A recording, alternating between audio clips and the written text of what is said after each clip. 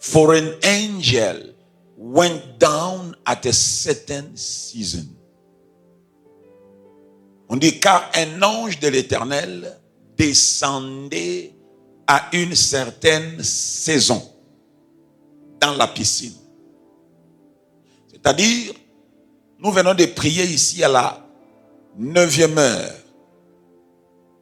La prière de cet homme qui s'asseyait pendant autant d'années à côté d'une porte qui était en fait la porte qui devrait l'introduire dans une nouvelle saison.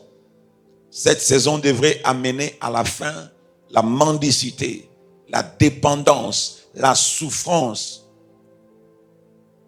l'escroquerie de ceux-là qui les transportaient, la servitude qui les caractérisait.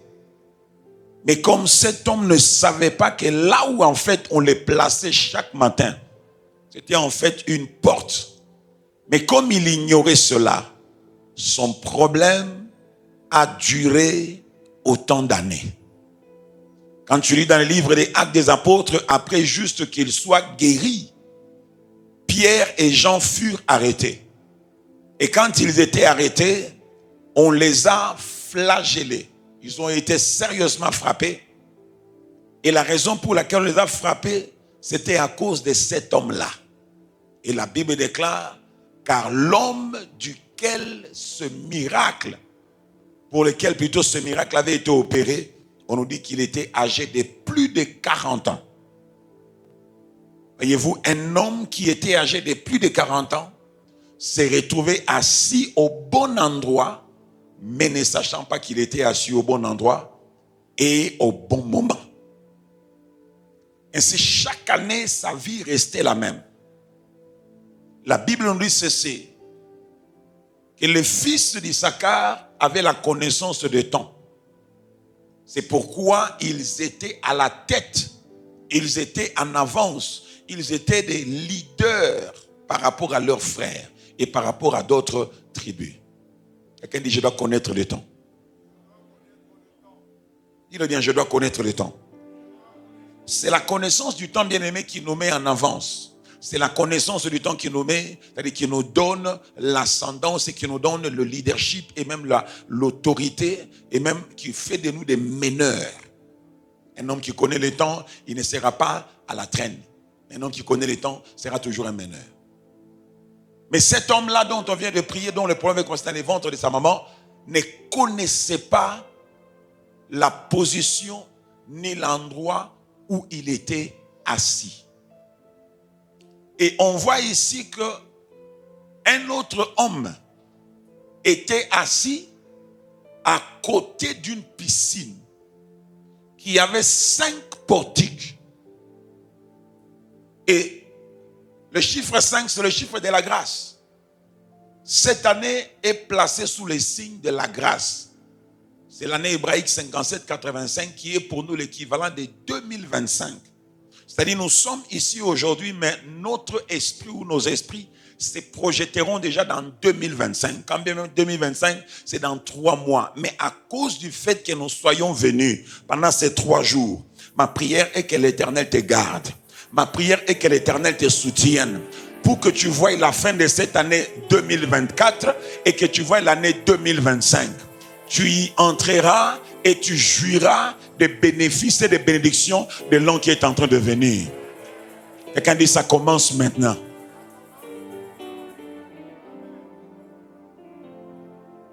La Bible nous dit ceci. At a certain season. C'est-à-dire il y avait une saison. Et cette saison était enclenchée par un être angélique. Une créature angélique. C'est lui qui venait déclencher la saison. Ça veut dire lorsque l'ange descendait, cet ange, il faut comprendre qu'il descendait dans la dimension céleste, de la demeure de Dieu. Et vous devez savoir qu'un ange, c'est en fait un messager. Un ange, par exemple, comme Gabriel, il ne descend pas sur la face de la terre pour annoncer des nouvelles à une femme comme Marie ou à un homme comme Zacharie de sa propre volonté ou par son propre vouloir. Chaque fois qu'un ange comme Gabriel ou Michael descendent pour entrer dans la dimension terrestre, ils y entrent par un portail qui est le portail du temps. Dieu ouvre le temps parce qu'il dit que le temps de la chose ou le temps du message et du messager est arrivé. C'est alors que l'ange quitte une dimension pour entrer dans une autre dimension. Il quitte la dimension de ce qui était caché, de ce qui était secret, pour amener ce qui était secret et caché aux hommes que nous sommes, pour leur annoncer ce que Dieu est sur le point de faire. N'est-il pas écrit dans ta Bible que les choses cachées, elles sont pour Dieu. Mais les choses qu'il a révélées, il les a révélées pour nous. Afin que nous et nos générations, nous puissions marcher dans ces choses-là. Maintenant, toute cette catégorie de personnes qui étaient là assises autour de cette piscine de Bethesda, quand bien même il y avait la miséricorde, quand bien même il y avait l'eau qui coulait, ils n'étaient jamais guéris. Verset 5, mets ça en français, parce que je voulais souligner le mot à une certaine saison. Quelqu'un dit à une certaine saison. Tu vois, la vie d'un homme est faite de saisons. Et la vie en général, c'est une question de saison. Dieu travaille selon les saisons. Et tout ce que Dieu a créé, Dieu les a créés pour que ça fonctionne et que ça opère selon les saisons. Rater une saison, c'est aussi rater les bénéfices de la saison. Ignorer une saison, c'est payer le prix, de risquer de payer le prix de la saison. Tu peux dire l'hiver n'existe pas. C'est une utopie, c'est faux. Mais quand l'hiver arrive, comme tu as ignoré l'hiver, tu n'as pas voulu te couvrir, qu'est-ce qui va arriver? Tu attraperas froid et tu risques de mourir. Parce que c'est une saison que le Seigneur a fait quoi? A établi.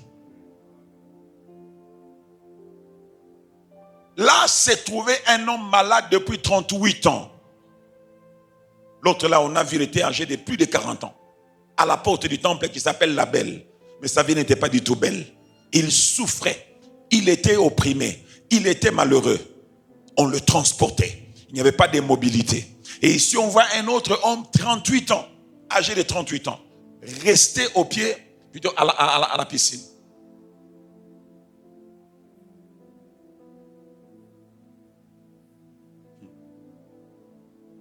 Verset 6.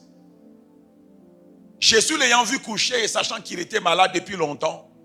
Depuis comment? Longtemps. Lui dit, veux-tu être guéri? 7. Le malade lui répondit, Seigneur, je n'ai personne pour me jeter dans la piscine. Quand l'eau est agitée et pendant que j'y vais, un autre descend avec moi. Attends, mon frère, comment tu es venu là où tu es aujourd'hui? Comme cet homme était un paralytique, il n'a pas marché. Il n'était pas venu de chez lui par lui-même. Les gens l'avaient transporté. Mais voyez-vous, comme sa situation est restée longtemps la même, même ceux-là qui l'avaient transporté ont fini par les quitter. Quelqu'un n'a pas entendu ça? Même ceux-là qui l'avaient amené là-bas, il serait resté chez lui à la maison. Il était mieux chez lui à la maison. Mais les hommes lui ont dit, écoute, à la piscine là, chaque fois que l'ange descend, l'eau est agitée. Le premier qui s'y jette, il est guéri de sa maladie, quelle que soit sa maladie. Mais les années se succédaient. Rien n'est arrivé. Les hommes m'ont dit, mon frère, j'ai des choses à faire. Peut-être que parmi ceux-là qui l'avaient amené, d'autres aussi avaient des problèmes. Mais avec le temps, ils étaient d'abord leur propre priorité. Comme ils pouvaient avoir la mobilité peut-être, ils se jetaient en premier. Ils trouvaient la solution et ils partaient chez eux. Mais le gars, comme il était paralytique, il était dépendant. Dis-le Seigneur. Dis avec moi Seigneur. L'an 57-85 doit amener à la fin tout esprit de dépendance. Si les hommes m'ont emprisonné dans l'esprit de dépendance, que cette année qui commence, à dater de ce soir, que ma liberté soit annoncée. Que ma liberté soit proclamée. Lorsque le chauffard sonnera ce soir, Seigneur, je te demande de m'annoncer. Je te prie de m'annoncer dans la dimension terrestre comme dans la dimension spirituelle. Ma situation doit changer. Et cela au nom de Jésus-Christ. Tu n'as pas dit amen? Tu n'as pas dit un bon amen? Tu es à 50%. Donne-moi un amen bien. Donne un amen de tonnerre.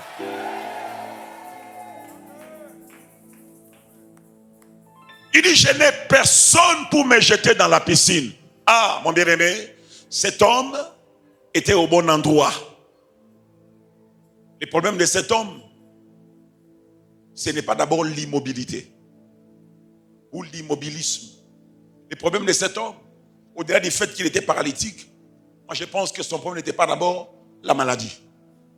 Le problème de cet homme n'était pas le fait que cet homme n'avait plus personne pour le pousser dans l'eau, ni pour le transporter et l'y jeter. Mais le problème de cet homme, c'est ça qui peut aussi être le problème de tout un chacun de nous. C'est le problème de la manque de discernement. Quelqu'un dit discernement. Parce qu'il n'y a personne sur la face de la terre que Dieu a désavantagé. Même si les conditions sociales semblent te présenter comme si tu étais désavantagé par rapport à la famille duquel tu es sorti, par rapport aux hommes ou aux personnes qui sont tes amis. Oh, moi, je n'ai pas la grâce d'avoir des amis riches. Moi, je n'ai que des amis pauvres. Moi, je n'ai pas la grâce d'avoir des amis qui sont peut-être des intellectuels. Moi, je n'ai que des amis illettrés. Alors, c'est pour ça que ma vie est comme ça. Non, moi, c'est parce que, tu vois, je suis né dans une famille où il y a une sorcellerie criante. À cause de la sorcellerie de ma famille, c'est pourquoi je suis là où je suis aujourd'hui. Moi, si ma vie ne marche pas, c'est parce que je suis né au Congo. Comme je suis né au Congo, les choses ne marcheront jamais. C'est ça qui peut être les raisons qu'on peut annoncer. Oui, tu peux avoir raison, mais laisse-moi te dire, si la situation dans laquelle tu vis continue à perdurer, ce n'est pas d'abord la situation là où tu te trouves. C'est juste une question de quoi? De manque de discernement. Quelqu'un dit, Dieu a un bon plan pour moi. David, la question du pourquoi dans la vie de cet homme ne devait pas d'abord se poser. Pourquoi je suis comme ça? La question du comment dans la vie de cet homme ne devait même pas encore se poser encore. Mais la question que cet homme devait se poser, c'est la question de quand. Parce que si cet homme était un observateur, il devrait constater que, attends, qu'est-ce qui arrive? Enfin, qu'est-ce qui se passe? L'autre jour, j'ai parlé avec une de mes filles, je lui ai dit, tu sais, les problèmes d'enfants de Dieu aujourd'hui, c'est quoi? Ils n'ont pas le discernement parce qu'ils n'ont pas encore eu le temps d'étudier leur vie. Et de comprendre que toute la vie d'une personne, c'est une vie qui est cyclique. Amen. Toute personne telle que nous vivons, nous sommes des hommes qui vivent dans un cycle. Et c'est ce cycle-là qui détermine les saisons de nos vies. Mais il y a beaucoup d'enfants de Dieu que nous sommes. Nous nous réveillons le matin. Nous sortons, nous revenons. Les années commencent, les années s'achèvent. Le mois commence, les mois s'achèvent. On se préoccupe seulement de dire que voilà, c'est un nouveau mois. Nous proclamons, nous prions. Et dès qu'on a fini de faire des déclarations, on rentre dans notre train-train quotidien. On fait comme si rien ne s'était passé. Pendant que chaque fois que le mois, l'année commence, Dieu te donne en fait un calendrier. Dieu t'annonce le point de départ. Et si tu observes le point de départ, tu sauras comprendre quand est-ce que du point de départ, les événements ou les situations de ma vie peuvent commencer à m'enseigner quelque chose. 38 ans au bord de la piscine qui s'appelle la maison de la miséricorde. L'eau coule là-bas. Ce n'est pas une eau stagnante, c'est une eau qui coule. Des fleuves d'eau vive. Donc la présence de Dieu était là. Mais le problème c'est quoi? Cet homme n'a jamais eu la grâce d'observer. Parce que si cet homme veut dire, mais attends, quand est-ce que l'ange vient régulièrement? Parce qu'on dit de temps en temps. Ça veut dire l'ange venait à des époques précises. Si cet homme veut dire que non, attends, l'année passée, j'étais ici. L'ange était venu, par exemple, au mois de février, vers les 15. La première année, tu peux rater ça. Mais la deuxième année, tu peux dire, attends, mon frère, l'année passée, c'était comment? Non, vers les 15. Ok. Cet homme devait commencer à comprendre que non, donc, la troisième année encore, il constate, février encore, vers les 15, les 20. Il va dire non. L'année prochaine, janvier déjà, je vais m'arranger, même si ce n'est pas marché. Je vais commencer à tirer ma civière petit à petit. Pour que ceux-là qui viendront avec des cas de maladie, parce qu'il y a des nouveaux venus qui viendront. Chaque année, chaque année amener de nouveaux cas. Tu n'es pas les mêmes, ce n'est pas les mêmes personnes là. Alors je dois commencer à faire quoi? À me rapprocher petit, parce que je deviens un ancien.